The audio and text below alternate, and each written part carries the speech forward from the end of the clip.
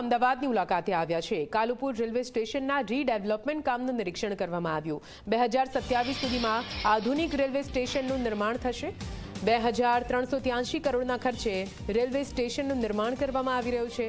Railway સ્ટેશનની સાથે સાથે એએમટીએસ, બીઆરટીએસ, મેટ્રોની કનેક્ટિવિટી પણ જોવા મળશે। આગામી સમયમાં બસ, મેટ્રો ઉપરાંત બુલેટ ટ્રેનની પણ કનેક્ટિવિટી અહીં બનાવવાનું પૂરું આયોજન કરવામાં આવ્યું છે।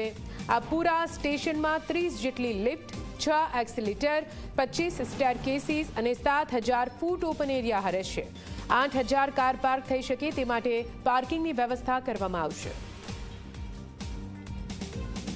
कंस्ट्रक्शन की स्पीड को कैसे बढ़ाया जाए और कंस्ट्रक्शन में किस तरह से हाई स्ट्रेंथ का मटेरियल यूज़ किया जाए, उसके लिए डिज़ाइन में, और ख़ासकर जब बहुत एक फेमस मॉन्यूमेंट अपने झूलते मीनार का जो मॉन्यूमेंट है यहाँ पे, उसको ध्यान में रखते हुए कैसे कंस्ट्रक्शन किया जाए, उस पर बहुत ज़्यादा फोकस किया गया है। और इसके लिए जो आज की मोस्ट मॉडर्न डिज़ाइन टेक्नोलॉजी है, स्ट्रक्चर की डिज़ाइन की टेक्नोलॉजी, वो सब इसमें अहमदाबाद के स्टेशन में यूज़ की गई है।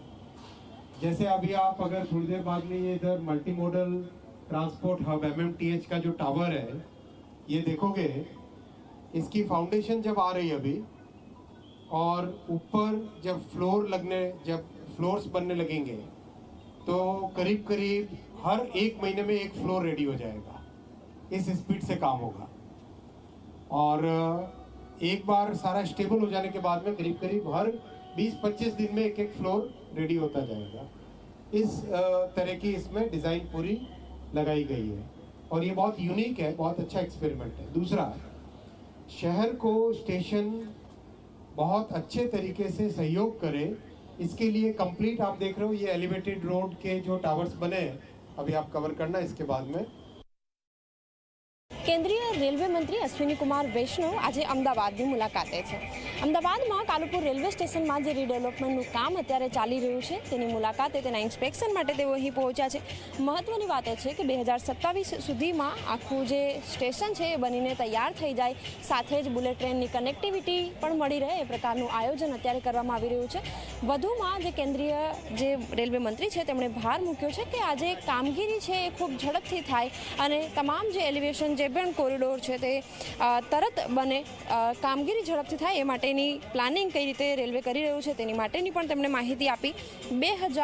2383 કરોડના ખર્ચે આ સમગ્ર જે સ્ટેશન છે એ નિર્માણ થઈ રહ્યું છે, જેની સાથે એએમટીએસ, બીઆરટીએસ, મેટ્રોની સાથે સાથે બુલેટ ટ્રેન પણ કનેક્ટિવિટી એની મળી રહે તે પ્રકારનું આયોજન અત્યારે કરવામાં આવ્યું છે।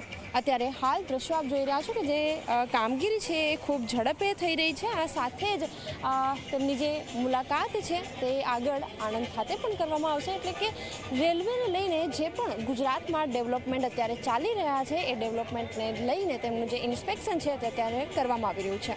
કેમેરામેન તુષાર શાહ સાથે સપના શર્મા, Zee 24 કલાક, અમદાવાદ।